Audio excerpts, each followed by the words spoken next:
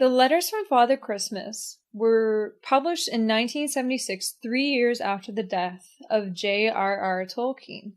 These letters feature from 1920 to 1943. It's 43, not 42, despite what it says online, to Tolkien's 4 children.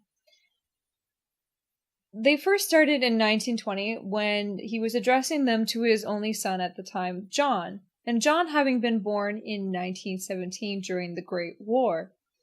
Tolkien himself had fought in World War I, and he was also in the Battle of the Somme, which lasted from July to November of 1916, and over 1 million men died and were injured during that horrendous trench warfare battle. So Tolkien, he was utterly devoted to his children and to his family. He spent every Christmas writing beautiful letters to his children and illustrating them from 2 characters, Father Christmas and from the polar bear. So you get to see in the first letters, well, and it continues throughout, that the Father Christmas, he writes in this wobbly handwriting as he's super old, and it's also really freaking cold in the North Pole.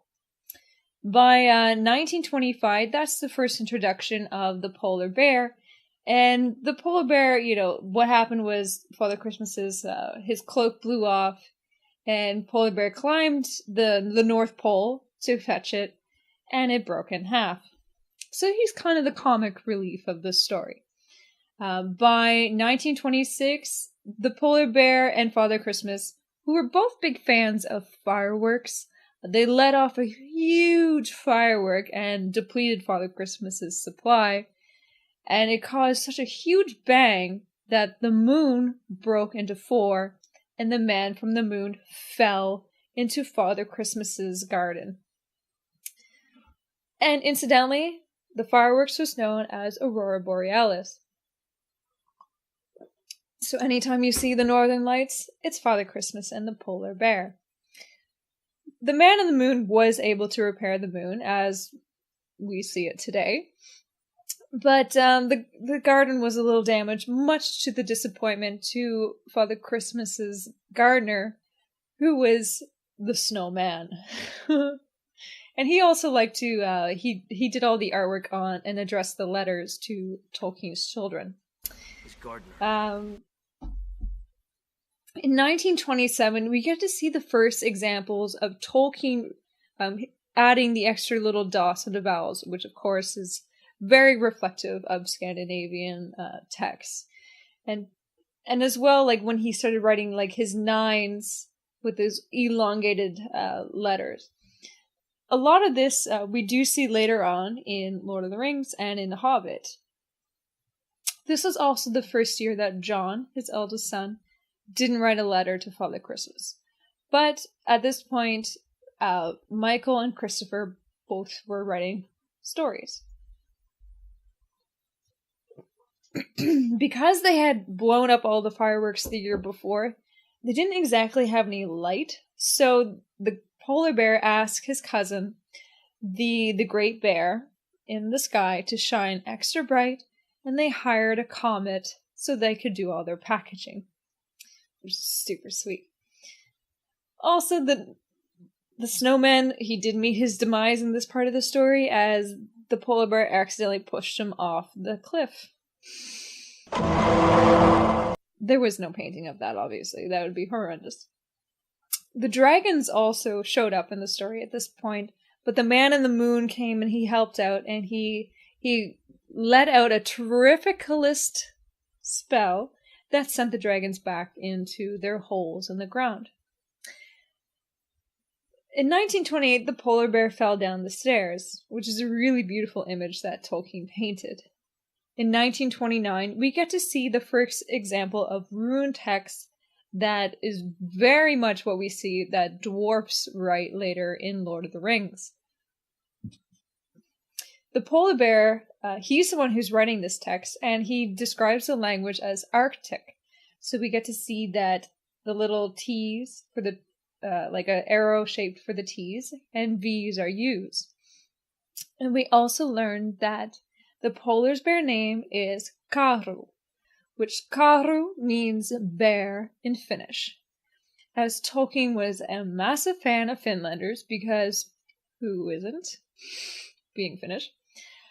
And self-promotion there. And Tolkien had been studying the Kalevala, which is a Finnish epic, and of course, a lot of that story he features later on in, especially the character of Gandalf, who is based off of Vainamoinen, one of the story's main characters.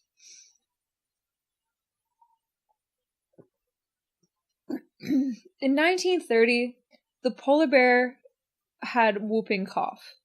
Now, this disease was diagnosed in 1906, and Father Christmas spent a lot of his time taking care of the polar bear, which meant that there wasn't any presents that he didn't have time to make presents, so he ended up going to shops to buy presents.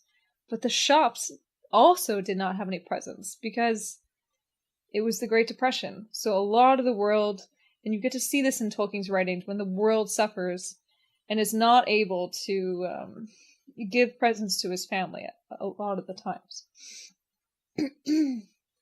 Eventually, when the polar bear does get better, though, he goes back to his goofy antics, and he puts icicles in naughty children's presents, which then melted onto the good children's presents and ruined a lot more presents that he was planning on giving out.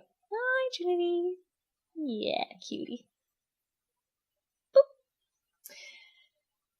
In 1931, you get to see the first introduction of Karu, the polar bear's nephew. So one is known as Paksu, which means fat in Finnish or portly, and Valkotuka, which means white-haired in Finnish as well. At this point, John's over 14, and actually there's another little fun note where Tolkien describes that his reindeer only come from Lapland, which was a great place for wizards. So another reference to the Kalevala. In 1932, the letter that Father Christmas sends to the children explains that the polar bear disappeared for a whole month. And what had happened was they had heard rumblings under the cliff face, and so the cliff house.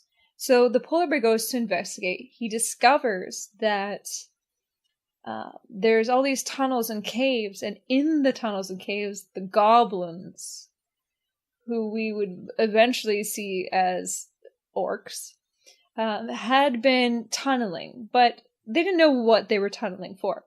So the polar bear goes to follow them. They turned off all the lights and started poking him and tricking him and making him follow them in the dark. He gets lost for a month. The cave bear discovers him. They get separated because, again, the goblins come in. They trick the polar bear to follow him instead. When Father Christmas is approached by the cave bear, he wears green because goblins do not like the color green.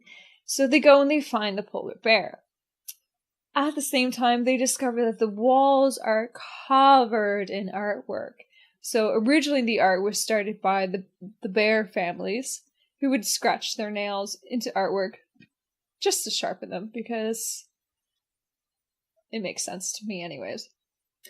Next, men came and drew their own artwork. So, of course, men would show up because they take over everything. And they painted pictures of woolly mammoths and hairy rhinos and dragons. And eventually, when the goblins took over the caves, they instilled their black art, and so it's black ruins, and they had this dwarf dashhound creature that they would ride, and you see little images of it. But those, of course, had been extinct since Edward IV's time, when the red gnomes from Norway wiped them out. And Edward IV, as we know, was the king during 1461 to 1470. But this isn't the end of the story. So what happens is the goblins had been tunneling to the cliff face house in order to steal presents, because they really like toy trains.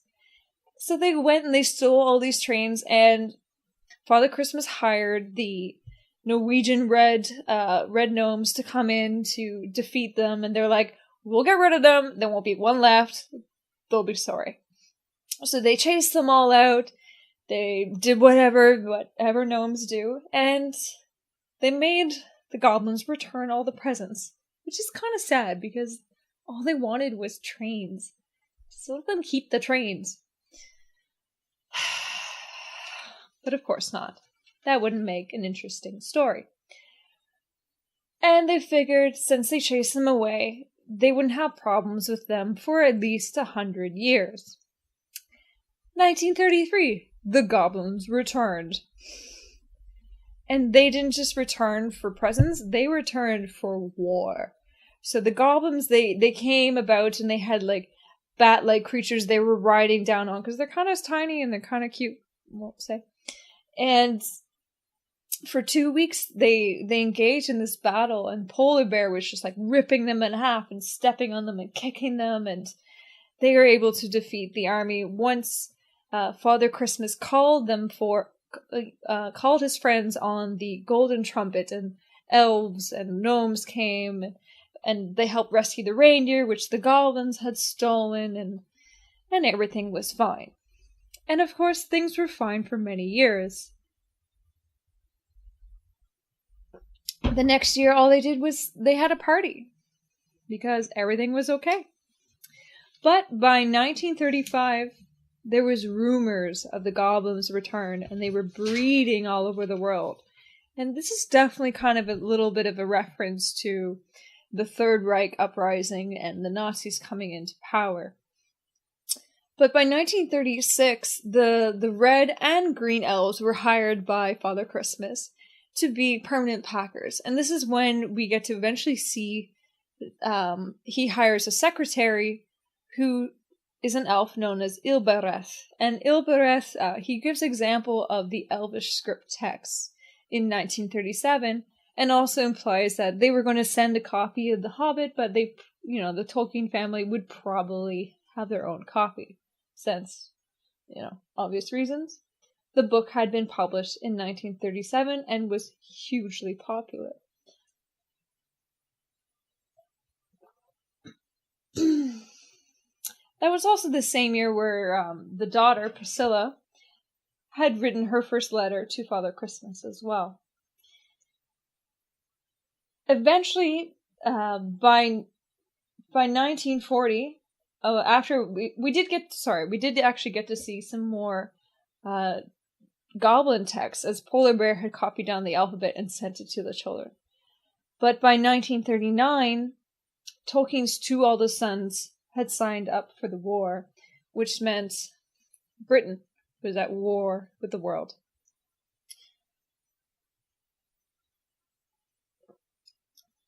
In 1940, Father Christmas discusses how the world was changing and that many families were suffering and many children would not get presents because they were losing their homes and their stocks and their cellars were empty.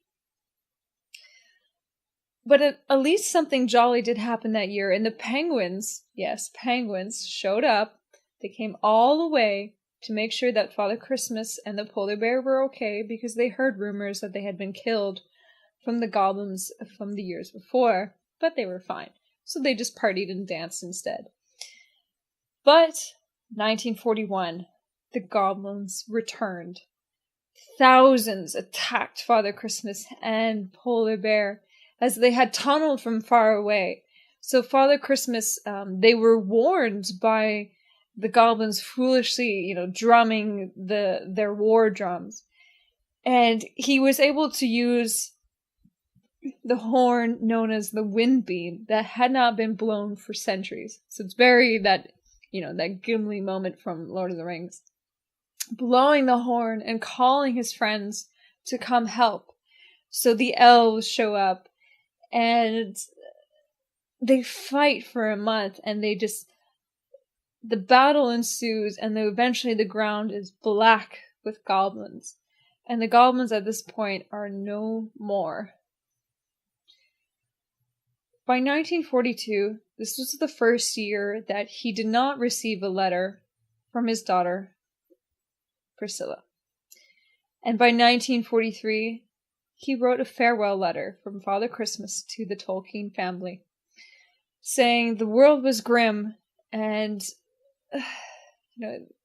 you could see the anguish that he's going through and that the world is going through, as messengers to Father Christmas were telling him that so much was changing and that he was so upset that he could not get to places where he used to go. And of course, he sent his love to the Tolkien family and to their pets. So, if you can read any book for this Christmas, read the letters from Tolkien. The images are beautiful, the messages are beautiful, and you get to see a lot of Tolkien's personal stories in this. And from my understanding, the children for many years had no idea that he had been writing any of these letters. Well, that being said, to Tolkien, you inspired thousands of people and countless others. And your words are ever-ending.